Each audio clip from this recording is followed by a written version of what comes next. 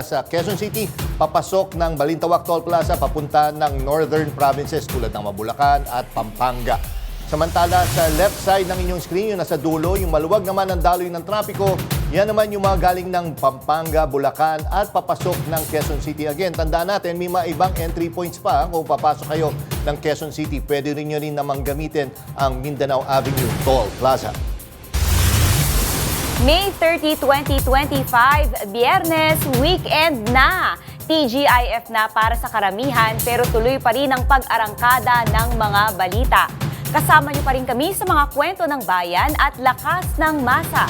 Sa ngalan ni Nina Corpus, ako si Caroline Bontin. Bawat komento, pulso ng bayan, importante yan sa amin. Bawat issue, dadaanan natin yan. Kagapay nyo kami sa mga usaping hindi dapat palampasin. Live tayo sa DZMM Radio Patrol sa Isrenta, 92.3 FM Radio Manila at lahat ng FMR station sa buong Pilipinas. Gayon din sa Signal TV, Channel 31. Ako si Jack Batallones. Ito ang Arangkada Balita. Dating Congressman Arnie Teves inilipat na sa Bilibid. 3 sugatan sa pagbagsak ng tangke ng tubig sa Pampanga.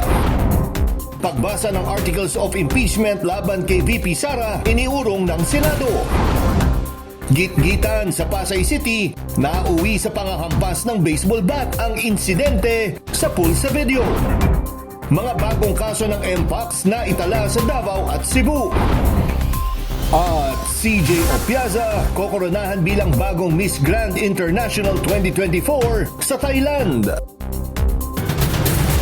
Sugatan ng 3 tao at 14 na bahay ang nasira matapos bumagsak ang tangke ng tubig sa Candaba, Pampanga. May umarangkadang balita si FMR News Central Luzon correspondent Gracie Rutao.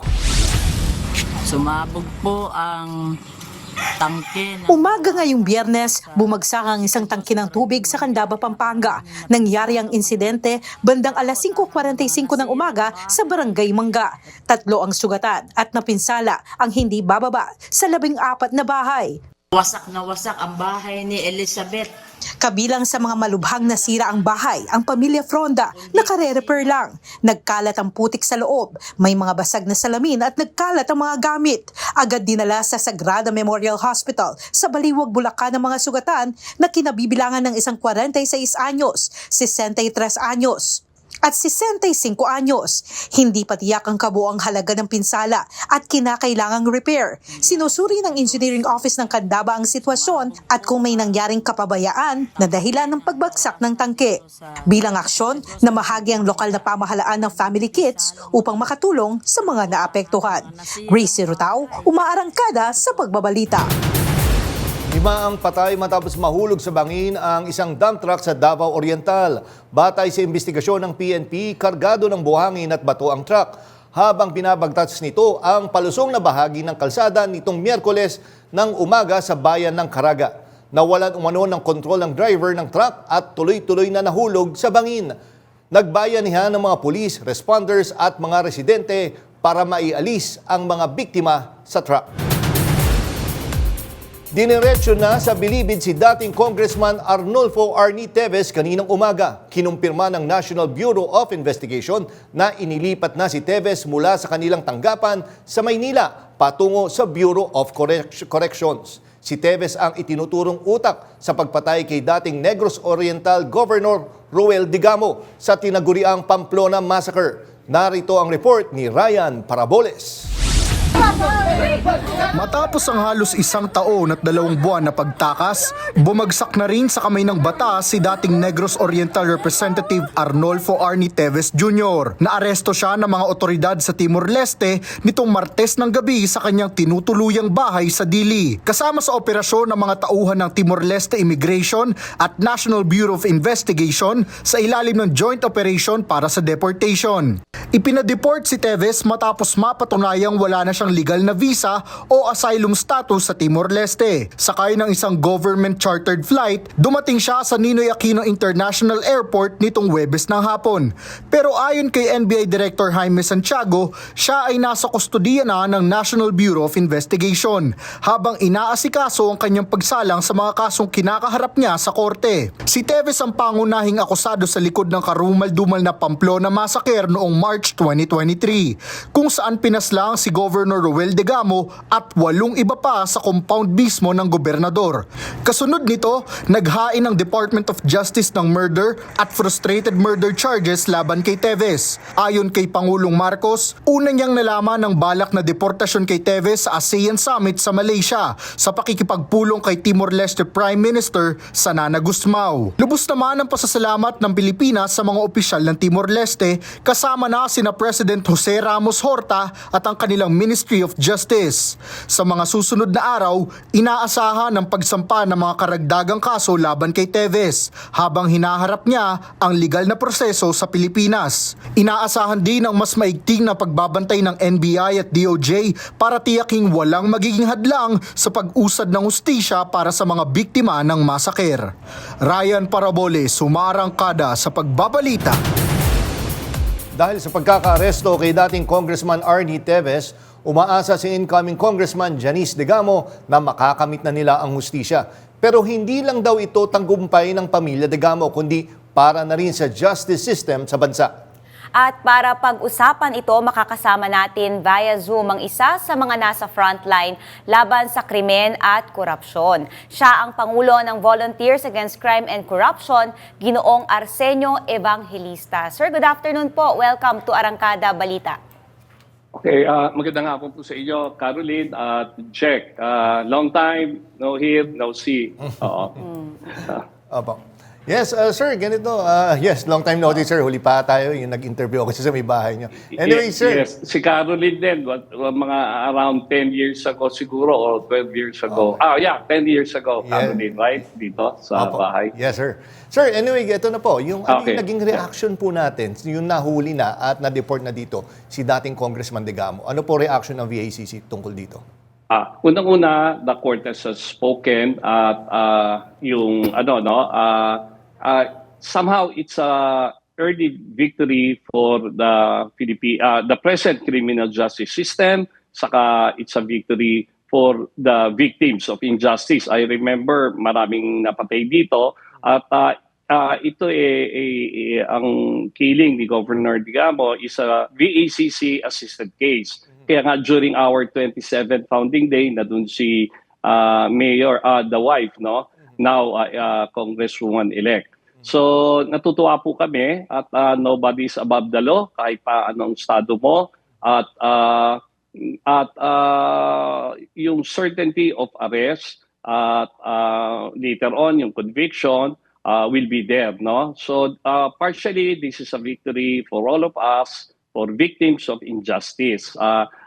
Yan po ang at umaasa kami na magkaroon ng closure tong kaso na to that will lead finally to a conviction, ano, Jack.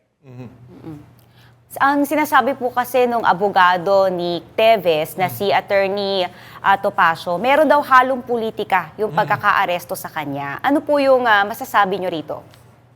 First, gusto ko po linawin, si Attorney Topacio used to be a VACC volunteer lawyer. Nakasama ko po siya sa filing ng cases na 44 signatory siya doon. Ako po din doon sa 44 cases of reckless imprudence resulting into multiple homicide, referring doon sa SAP 44. Okay.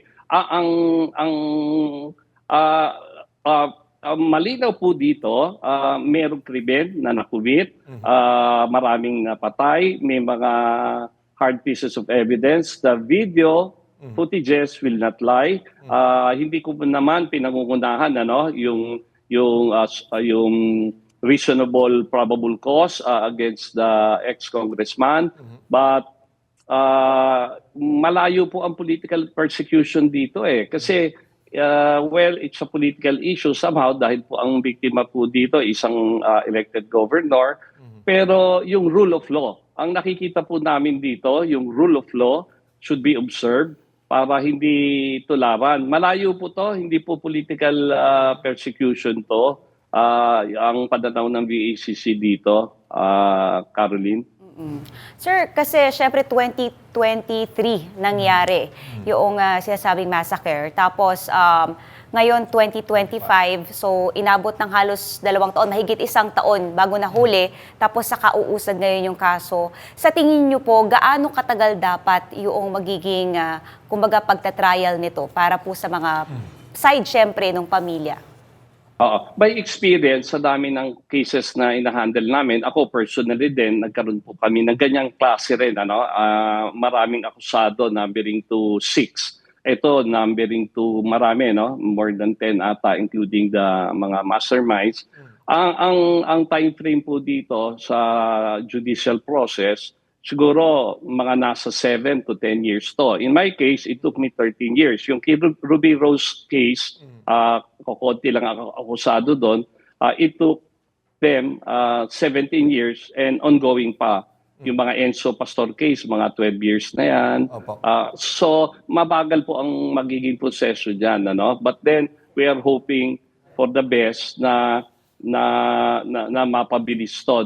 At yung judicial process dapat maging mabilis sana dito, para it will be sending a very strong message that the present criminal justice system sa atin po ngayon is really working on a very high percentage. More or less na dun po yun, yung time frame. Sir, curious lang ako. Ito, siya yung sinasabing mastermind, si Congressman Digamo. May mga at-large pa ba sa kaso na to? Or nahuli na rin lahat at si Congressman Digamo na lang ang pinaghahanap po talaga? Congressman Digamo or Congressman Teves? Ay, Teves, sorry. Teves po. Sorry. Teves po. Hindi ko masyadong na-research. Akala ko ang interview natin kasi yung hindi na banggit sa akin, ang topic natin, Akala ko nga yung bagong GPNP. Actually, sir, susunod na tanong ko na po yun. Okay. Sige. Naano sir, anyway, paano ka ng VACC, kaya dinamay ko na rin po sa tanong, sir. Pero baka i-research ko yan kung ilan pa yung at large. Pero may mga accused na they fail to escape or hindi ko lang alam kung committed sa different jails. Pero i-research ko kung ano pa. Pero numbering to marami yan parang it's a conspiracy parang mga more than 10 yan I'm sure do sa video pa lang parang 10 na kaagad Maraming personalities po na involved. Anyway, sir, yun. Doon na tayo sa talagang topic po talaga. Ano po yung reaction ng VACC? At kayo po, personally, ang reaction nyo sa pagkakatalaga kay General Torre bilang bagong PNP chief? Unang-una, we are very confident na kakayanin to ng isang isang PNPA officer, isang lakan. This is a very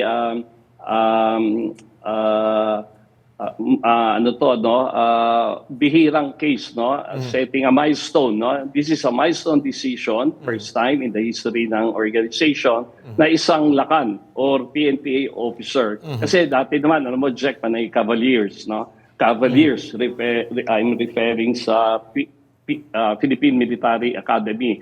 So before his appointment, marami po kaming interviews, nag-assess kami, gumawa kami ng validation and guidelines for the selection ng coming GPNP. Ang isa pong tumayo talaga doon na hindi yung traditional pagpili is yung dapat yung qualities ng GPNP. Una, hindi corrupt. Ang basis po niya, yung constitution na public office is a public trust at all times, saka yung command responsibility niya, he is accountable sa lahat ng kung whatever ang mga delegations niya sa mga ibang mga key positions, at yun nga, isa yon. Tapos yung importante na sinasabi namin, yung out of the box na qualities, Ano ba yung out of the box na dapat maalam siya, intindido po siya sa new technology, innovation sa crime fighting or crime solution. nandiyan po yung quick response, yung 5-minute quick response, may nakahook sa command center ng mga district, and by the use of drone, real time, nasusundan po yung what's really happening, out of the box. At isa pa, yung maalam sa mga artificial intelligence, yung mga cryptocurrencies from electronic wallet, kino-convert, dinadala sa cryptocurrencies, then nilo-launder yung pera. Kaya nga, General Torre, we are asking you to download a big part of your budget doon sa anti-kidnapping units, AKG, and also yung anti-cyber crime group, Dagdagan po nyo yung mga material resources nila, bilhin po natin yan. Downloaded talaga sa kanila, hindi uploaded kasi pag sa uploading yun, sa pataas yun, sa command, Yun po. Saka dapat ang sinasabi namin doon, malinaw, na hindi ka pwedeng diktahan ng kahit sinong politiko. Yun ang madiin naming qualities na hinihingi. Saka of course, yung God-fearing siya, takot sa Diyos, saka yung kamay na bakal, pero nilirespeto, yung internal cleansing, General Torre, yan, sa hanay po nyo, linisin mo yan, then you will, yun. So on and so forth, marami po yun Jack.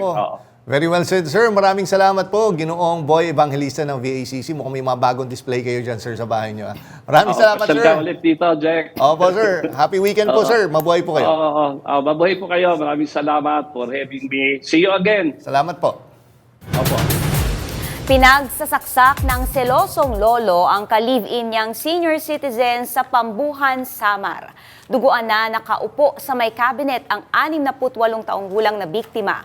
Base sa investigasyon, sinaksak siya ng kanyang 70 taong gulang na ka-live-in. Nagtalo raw ang dalawa dahil may pinagseselosan ang suspect hanggang sa nauwi na ito sa pananaksak. Dead on arrival sa ospital ang biktima. Nakakulong naman ang suspect na nahaharap sa reklamong murder. Nauwi sa pambabasag ng pinto ng pampasaherong bus ang umano'y gitgitan sa Macapagal Avenue sa Pasay City nitong Martes. Sa video, kita kung paano hinataw ng isang babae ang pinto ng bus gamit ang isang baseball bat. Sinubukan siyang kumprontahin ng konduktor na kasunod ng bus, pero pumasok ang babae sa nakaparadang SUV. Tinangka pa raw nitong tumakas pero hinarangan siya ng bus. Depensa ng babae, sila ang ginitgit. Sa huli, nagkaaregluhan ang magkabilang panig. Hindi dapat singilin ng doble ang mga plus-size commuters sa mga public utility vehicles. Yan ang linaw na mensaheng ipinarating ng LTFRB sa mga drivers at operators ngayong araw. Ayon kay LTFRB Chairman Chofely Guadis Jr., one fare, one person ang batas, anumang laki o bigat ng pasahero. Natanggap ng LTFRB ang ilang ulat na may mga overweight commuters na sinisigil ng higit sa normal na pamasahe. Labag ito sa regulasyon at may diskriminasyon. Babala ng ahensya, maaring maharap sa multa, suspensyon at pagkakansela ng prangkisa ang sinumang lumabag dito. Hinikayat din ng publiko na i-report ang mga ganitong insidente sa LTFRB hotline 1342, social media pages or complaints at ltfrb.gov.ph.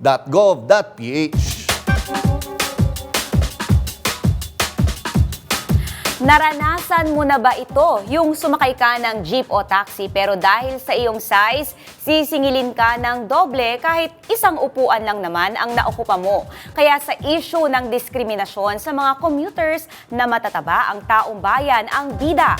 Ano ang kanilang masasabi?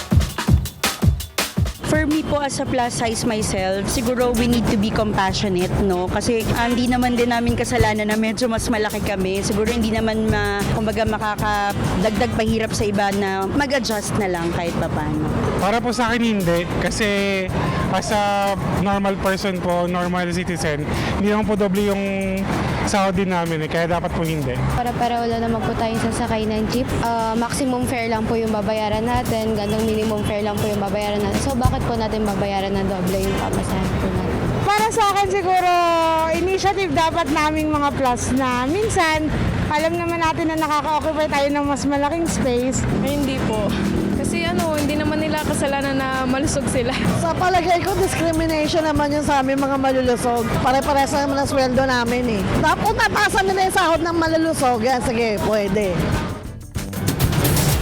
Sa gitna ng mga ulat na overcharging at diskriminasyon laban sa mga pasaherong plus size, malinaw ang paninindigan ng LTFRB, isang pasahero, isang pamasahe, upang linawin ang mga patakaran at legal na basihan. Kasama natin ngayon si LTFRB spokesperson, Attorney Ariel Inton. Magandang hapon po, Attorney. Welcome po sa Arangkada Balita. Jack Batallones po at Caroline Bongkin.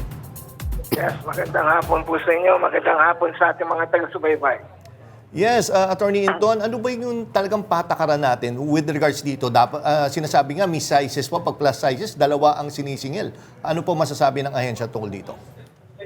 Malinaw po yun fare matrix ng public utility vehicle.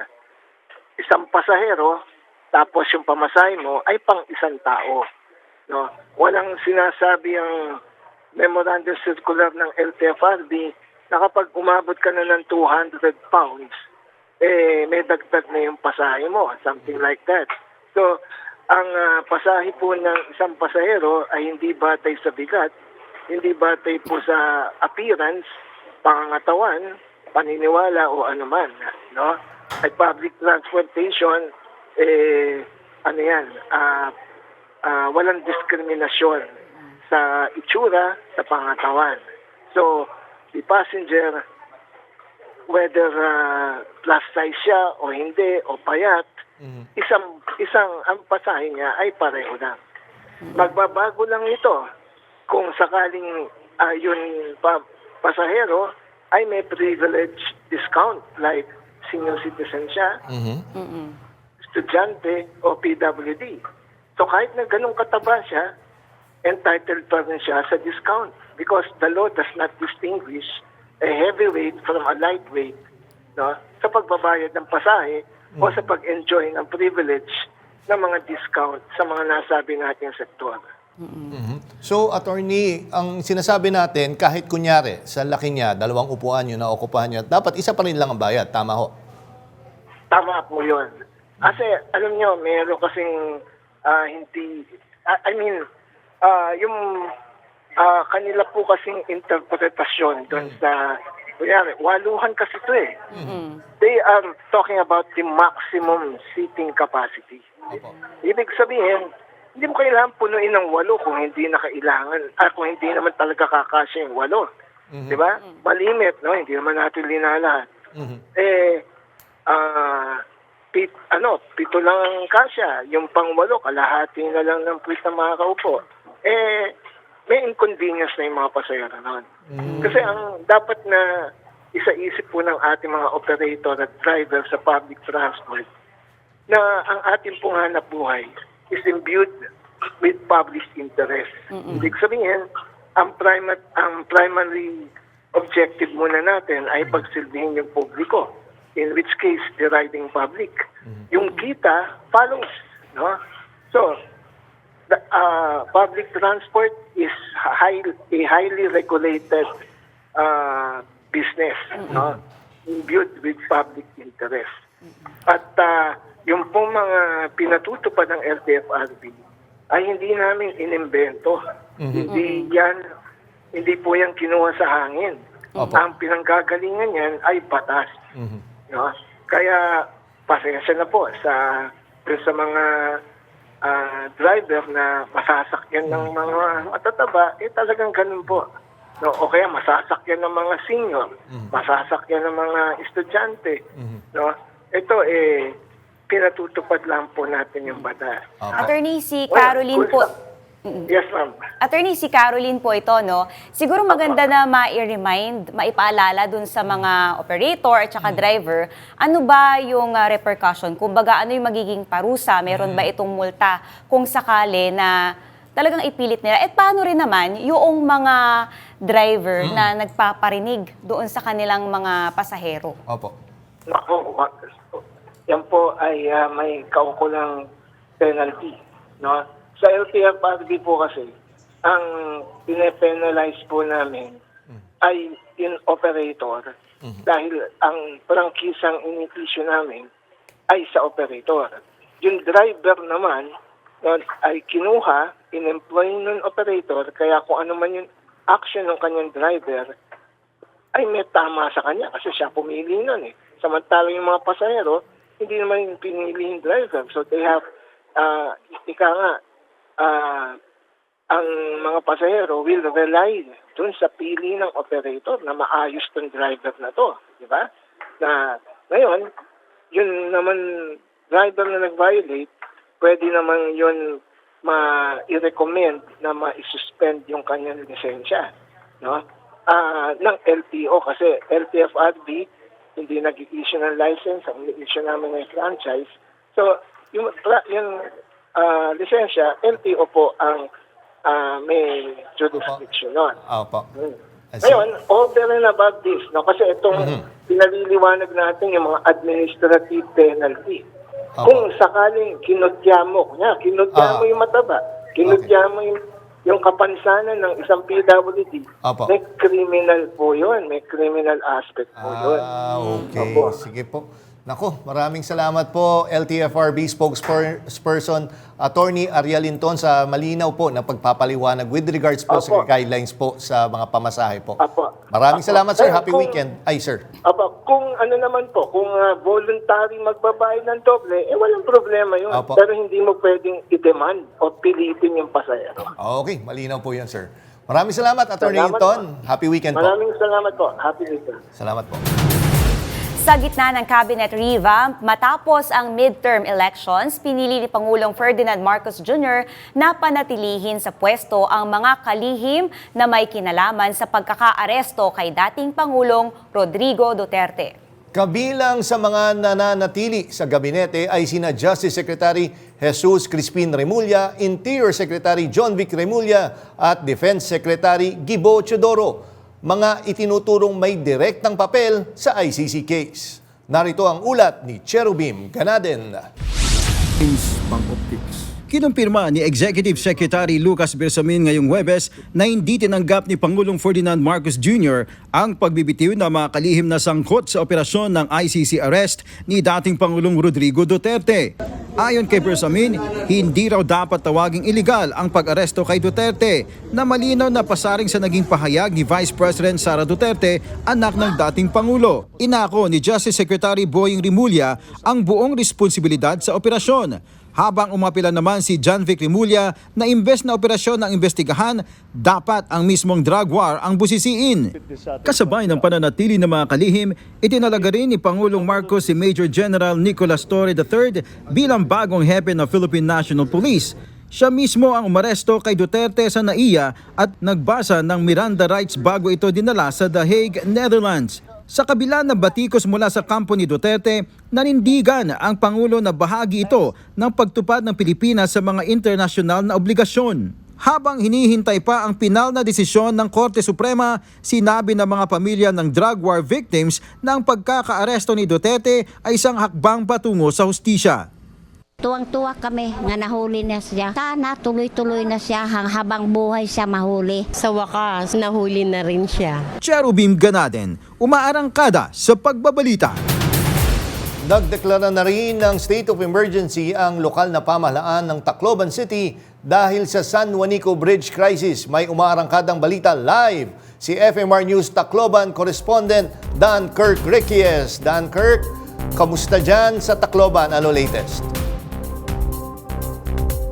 Yes, check. 21 araw mula nang magpatupad ng load limit, ang DPWH sa San Juanico Bridge ay naaprubahan na ng Tacloban City Council ang rekomendasyon ng City Disaster Risk Reduction and Management dahil na rin sa epekto nito sa mga negosyo at galaw ng mga presyo sa mga bilihin sa syudad.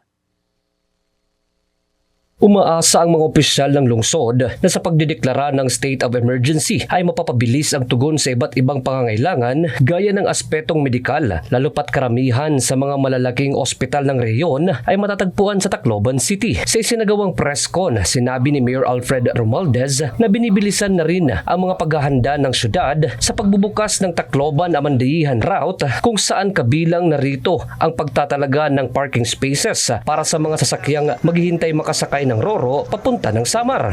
Kung i-enforce ko yung truck ban, din nagkaroon ng traffic na patakot-takot dyan sa port, di ba? O, yun naman yung mayor yun, tatanggalin ko yun, di ba? Kaya nga natin pinamadali yung port para makatawid na yung mga tao, itatrack ban ko pa.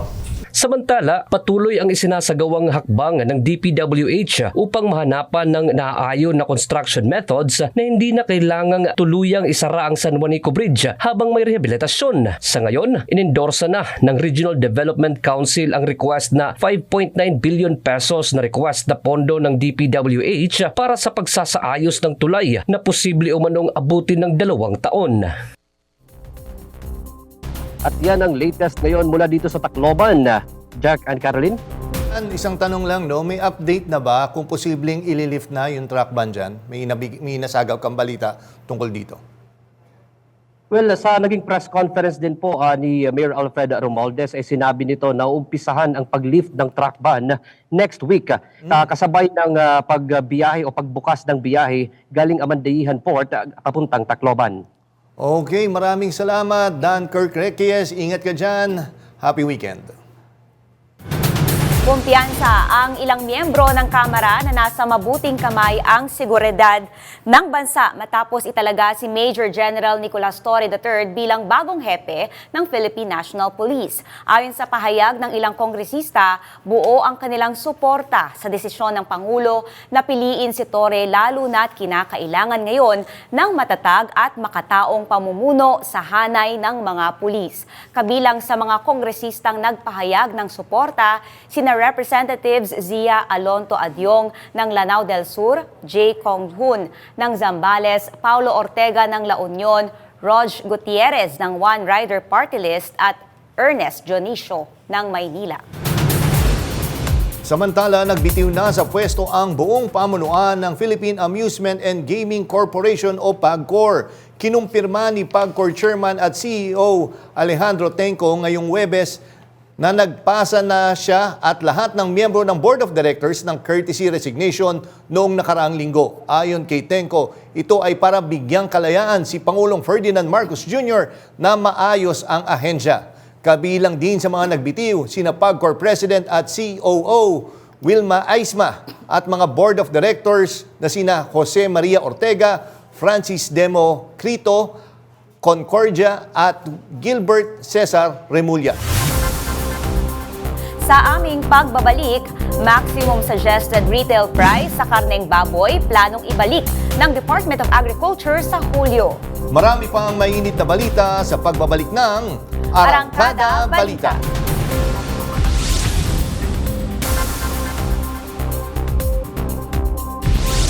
Inurong ng Senado ang pagbasa ng Articles of Impeachment laban kay Vice President Sara Duterte. Ayon kay Senate President Francis Escudero, mula sa orihinal na schedule na June 2, itinakda na ito sa alas 4 ng hapon sa June 11, ilang araw bago ang SINADA adjournment ng Kongreso sa June 13. Paliwanag ni Escudero, bibigyang daan muna ang pagpasa ng mga natitirang priority bill bago simulan ang impeachment proceedings. Kinumpirma naman ng House of Representatives na natanggap na nila ang liham ng Senado at ito'y ipinasa na sa prosecution panel. Isinusulong ng mga Pilipino ang mga polisiya na may direktang epekto sa kanilang araw-araw na pamumuhay gaya ng edukasyon, agrikultura at kalusugan. Ito ang lumabas sa bagong survey ng Social Weather Stations ilang araw bago ang halalan, kasabay ng halos kompletong pagpatupad ng Kamara sa mga panukalang batas sa ilalim ng LEDAC. Narito ang ulat ni Angela Babad. Batay sa pinakahuling survey ng social weather stations mula May 2 hanggang May 6, gusto ng mga Pilipino na unahin ng bagong kongreso ang edukasyon, agrikultura at serbisyong pangkalusugan.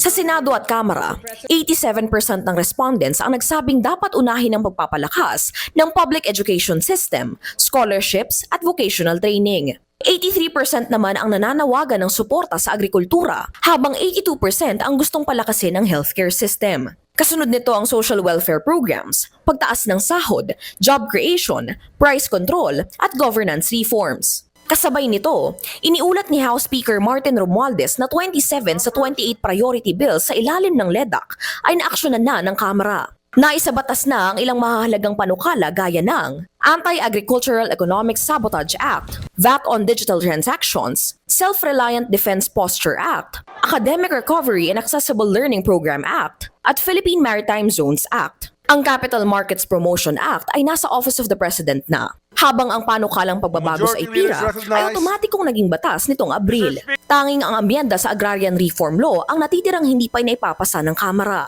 Mula sa kabuuang 64 LEDAC measures mula sa ika-19 na Kongreso, 61 ang naipasa na ng Kamara. 3 na lang ang natitira.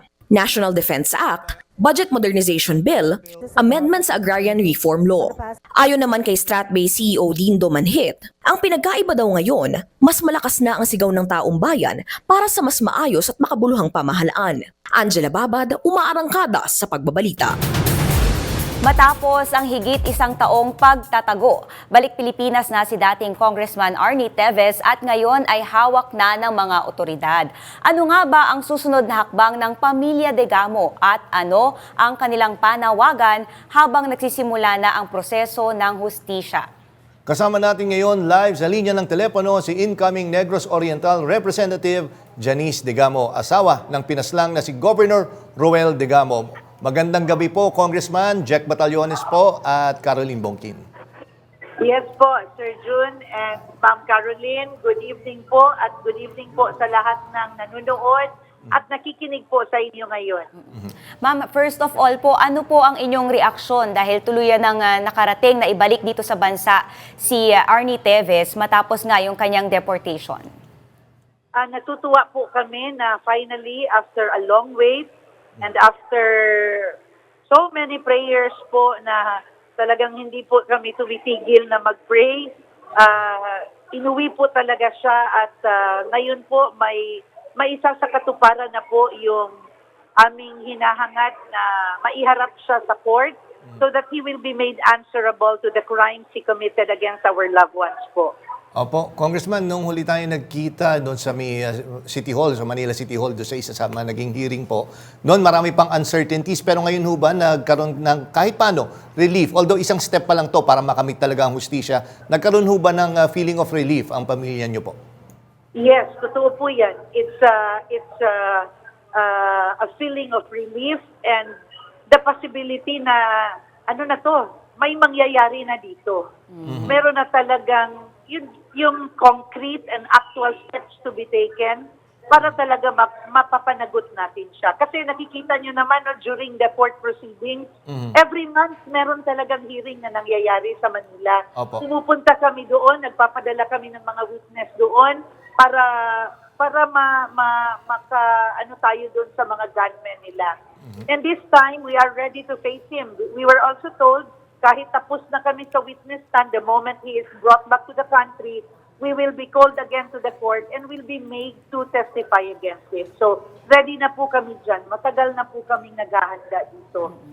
Ma'am, nakausap niyo rin po ba yung pamilya ng iba pang mga biktima tungkol dito? Yes, actually, ma'am, bago lang natapos yung aming press con with the families of other victims and hindi ko alam kung nakita niyo ba or if it was on live TV, naka-live ba po yun kanina, na talagang makikita mo yung kanilang tuwa. It's actually a flustered feeling. Natutuwa, but they were also in tears because the realization that the man who did this to their loved ones, nandito na talaga. Ngayon parang everybody would want him to answer for the crime. Kaya talagang the emotion was high, it was up, talagang nakikita ko na bumabalik yung mga pangyayari dati. when they would narrate what happened to them, what happened to their loved ones, na bumabalik po yung feeling ng kawawa kami, kawawa tayo, mga ganun na feeling po, na we are very grateful na talagang in spite of the many problems our dear President have been facing all these years, pero akala namin nakalimutan na kami, pero talagang napakasaya namin na talagang the President sees to it to push this one further. Naalala ko tuloy na sinabi talaga ng aking late husband na he is a good friend of the President. And kasi iba yung political ally lang kayo, iba rin yung good friend kayo. So sabi ko talaga, now the President was really his friend. Oo nga po. So, Ma'am, ganito, anong reaction nyo na lang or mensahe dun sa, syempre, dun sa kabilang kampo na sinasabi political persecution daw ho to? Parang pinepersonal daw po sila. Si Attorney Topacio would like to reduce what happened to our loved ones into something political, which is not true. It is not. There are dead bodies. There are children suffering for the loss of their fathers. There are wives who no longer have a partner na itaguyod yung family nila. May mga tao na iba yung ihip ng, the circle of how they live their lives because kulang na ng ligaments yung kanilang paa, hindi na nila ma-stretch mabuti yung kanilang kamay, mahirapan na silang magsalita because of what happened to them. And these are not politics. These are real people na talagang ginawa nila ng masama na kaya dapat pinapaningil sila. Topacio would want to turn it into a political drama. Kami dito ayaw namin ng drama. Gusto namin resulta po na talagang managot siya dahil hindi ito politika. Usaping hustisya po ito. Okay, nako, maraming salamat po, Congressman Janice Negamo, sa binigay niyong oras dito sa Arangkada Balita. And of course, congratulations po sa pagkapanalo niyo po dyan sa inyong probinsya po. Thank you po, sir. Thank you po. Ingat po, ma'am. Sa nalalapit na pagtatapos ng sesyon ng Kongreso, iniulat ni Speaker Martin Romualdez ang halos kumpletong pagpapatupad ng Kamara sa mga priority bills sa ilalim ng LEDAC o Legislative Executive Development Advisory Council. Sa ikawalong LEDAC meeting, itiniyak ng leader ng Kamara kay Pangulong Ferdinand Marcos Jr. na hindi sila bumitaw sa kanilang legislative targets para sa bagong Pilipinas. Nagbabalik si Angela Babad. Of the House of Representatives. Ipinagmalaki ni Speaker Ferdinand Martin Romualdez na 27 sa 28 LEDAC priority bills ay naaksyonan na ng Kamara. Malapit sa 100% ang katuparan ng mga target na batas sa ilalim ng Common Legislative Agenda. Ani Romualdez, ngayong araw, 27 sa 28 LEDAC priority bills ang tinutukan at tinapos ng Kamara. Halos kumpleto na. Ang iba ay kasalukuyang nasa Senado, nasa Conference Committee o naghihintay ng pirma sa Office of the President. Sabi pa ng Speaker, hindi lang ito basta mga panukala. Ito ay mga konkretong solusyon sa tunay na problema ng mamamayan. Ayon kay Romualdez, hindi lang ito tungkol sa pagpasa ng batas, kundi sa kung paano ito nakaaambag sa pag-unlad ng bawat Pilipino. Sa 64 na LEDAC measures na inendorso mula nang magsimula ang ika-19 na Kongreso, 61 na ang naaprubahan ng Kamara. Giit ni Romualdez, mula simula, buo ang paninindigan ng Kamara na itulak ang mga panukalang tunay na kailangan ng bansa. Dagdag pa niya, pagbalik ng sesyon sa June 2, tuloy ang trabaho para maipasa ang mga batas na may direktang epekto sa araw-araw na buhay ng Pilipino. Angela Babad, umaarangkada sa pagbabalita. Sa aming pagbabalik, lalaking walang pamasahe pero gustong magbakasyon, lumangoy papunta sa isla. Umabot kaya siya? Marami pang mainit na balita sa pagbabalik ng Arangkada Balita.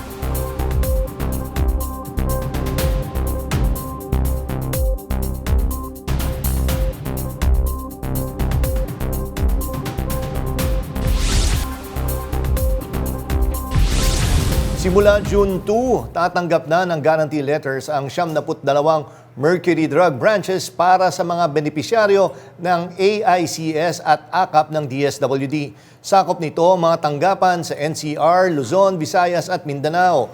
Layunin ng programa na makatipid sa pagbili ng gamot ang mga nasa krisis o kumikita ng mas mababa sa minimum wage.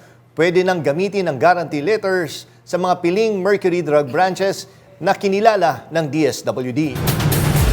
Plano ng Department of Agriculture na ibalik ang maximum suggested retail price sa baboy sa katapusan ng Hulyo o unang linggo ng Agosto. Ayon kay Secretary Francisco Chu Laurel, magiging 380 pesos ang presyo ng liempo kada kilo habang nasa 340 hanggang 350 pesos naman ang pigi at kasim. Gamit ang Food Terminal Incorporated, bibilhin ang baboy diretso sa farm at ibebenta sa mga palengke para tapyasin ang patong sa presyo. Kinumpirma ng health official sa Cebu ang isang kaso ng Mpox sa lalawigan. May umaarangkadang balita si FMR Cebu correspondent Clark Pasuit.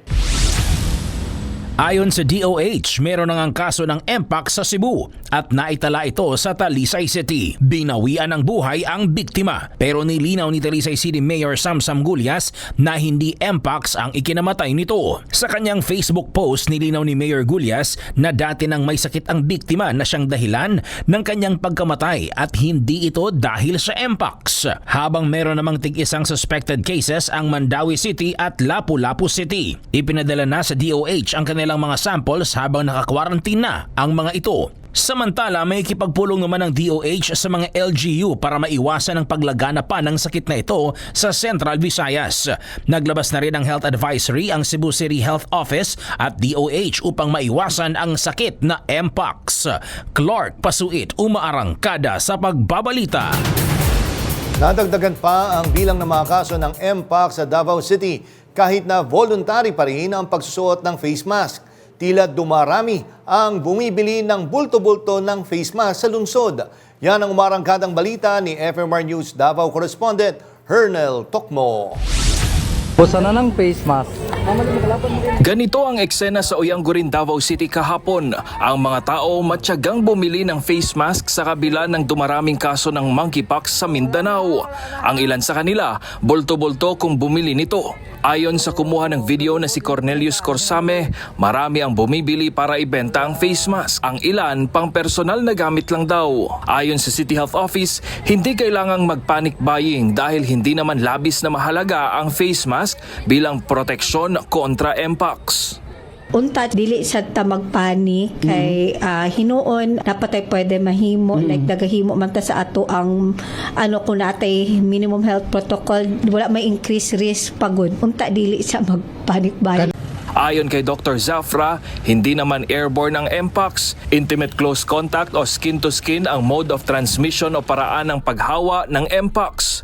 Pero mabuti na rin ang pagsusuot ng face mask bilang proteksyon sa trangkaso at iba pang sakit. Inanunsyo rin ng City Health Office na umakyat na sa 6 ang bilang ng kaso ng Mpox sa Davao City. Stable naman po sila, wala dili man di man critical sila so padayon lang gihapon tagdaga monitor sa ilaha. Kahapon, ipinatupad ang mandatory wearing of face mask sa karatig na lalawigan ng Davao del Sur at sa ilang lugar sa Davao de Oro dahil sa Mpox. Hernal Tokmo, umarangkada sa pagbabalita.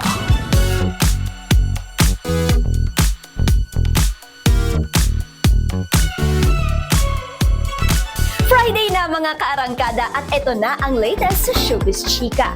Nagsalita na si Miss Grand International 2024 Rachel Gupta kaugnay ng issue ng pagbawi ng kanyang corona. Bumaba nga ba talaga siya sa trono o tinanggalan siya ng corona? Sabi ng nanalong Miss Grand International 2024 na si Rachel Gupta, kusa niyang binitawan ang posisyon. These have been the worst few months of my life. It's taking a lot of courage to, first of all, give up the ground that I worked so hard for. And then Na-depress daw siya dahil sa dinanas niyang harassment, mental torture at hindi maayos na pagtrato mula sa pamunuan ng Miss Grand International o MGI. Sa isang punto, na body shame daw siya, kinurot ng isang representative at sinabihang magpapayat. Minsan din daw siyang pinatira ng isang buwan sa isang maliit na hotel room. Walang sasakyan, walang pagkain at limitado ang communication. Abunado pa raw siya, imbis na dapat ay sinasagot ito ng MGI. Ngayon, nakahinga na raw ng maluwaga si Rachel dahil binitawan na niya ang corona. For the first time in months, I feel free and I feel like I can breathe. Pero Pero sa statement na inilabas ng MGI, formal nilang inanunsyo ang pag-terminate kay Rachel ng titulong Miss Grand International effective immediately. Sa madaling sabi, binawi ang corona. Ang idinahilan ng NGI, bigo raw si Rachel na gampanan ng kanyang tungkulin na bilang beauty queen. Dapat daw isauli ang corona sa loob ng 30 days. Kasunod niyan, ipinost ito sa social media accounts ng MGI. Siya ang first runner-up at pambato ng Pilipinas na si CJ Opiaza. Pahapyaw na tila siya na ang papalit sa nabakanting Miss Grand International. At kagabi nga sa pamamagitan ng isang post, kinumpirma yan ng MGI. Sa June 3, gaganapin ang official crowning ceremony ni CJ sa Bangkok, Thailand. Nag-post na rin ng sarili niyang announcement si CJ to claim the title. Pauna pa lang yan mga kaarangkada, marami pa tayong mga chikang aabangan. Balik muna sa inyo, Jack and Carolyn. Sa aming pagbabalik, Nation's Girl Group BINI inilabas ang kulit sa online variety show nilang BINI Versus. Marami pang mainit na balita sa pagbabalik ng Arangkada Balita. Dapat palagi tayo naka-face mask para aware tayo sa pamilya natin. Kasi once na nahahawa tayo, pati pamilya natin, mahawa. I always make sure na nag-use talaga ako ng alcohol. And at the same time, pag umuwi, mini-make sure na nagte-take a bath talaga. Hygiene pa rin talaga. Kailangan po natin mag-wear ng face mask, gano'n. Siyempre, pag babahin kayo, so you need to cover your mouth po.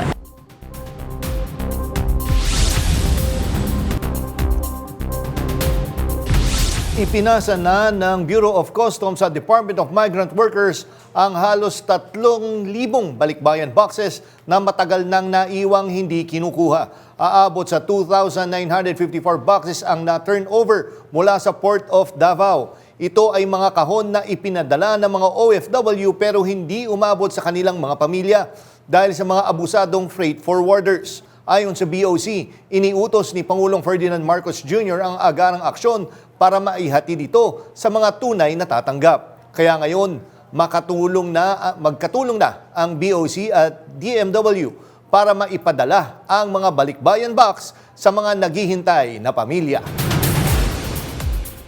Naitala ang minor phreatic eruption sa Bulkang Taal pasado alas 9 kagabi. Naitalan ang PHIVOLCS ang pagbuga ng white plume ng bulkan na umabot sa taas na 1,500 meters. Sa kabila nito, nananatili sa Alert Level 1 ang Bulkang Taal.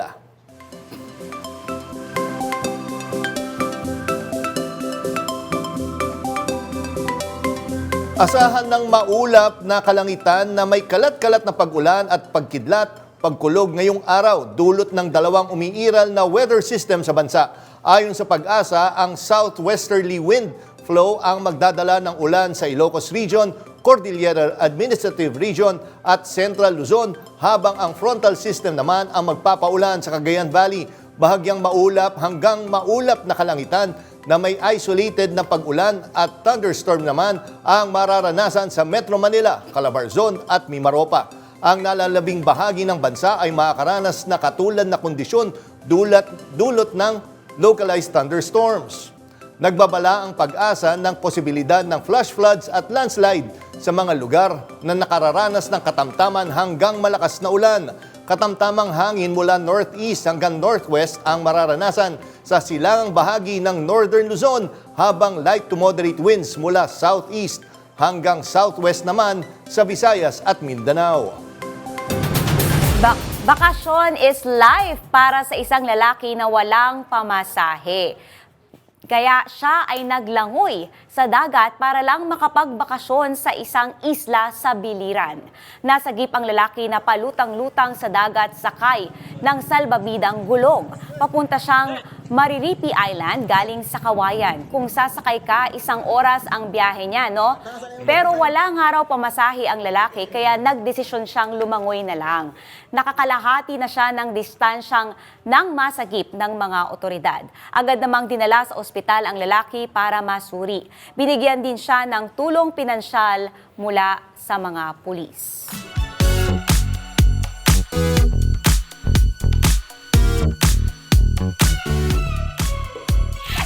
Game time para sa Nation's Girl Group Bini para sa launch ng kanilang online variety show na Bini Versus. Game na po.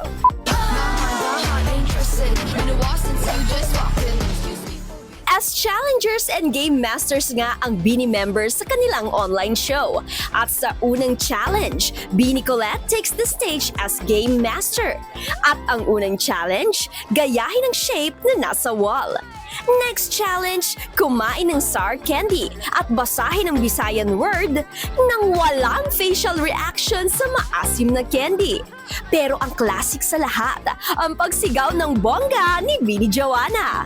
Ilan lang yan sa kulitan ng Bini na mapapanood sa Bini Versus. Currently on tour ang Bini para sa Biniverse World Tour 2025. Katatapos lang ng kanilang performance sa Dubai at London.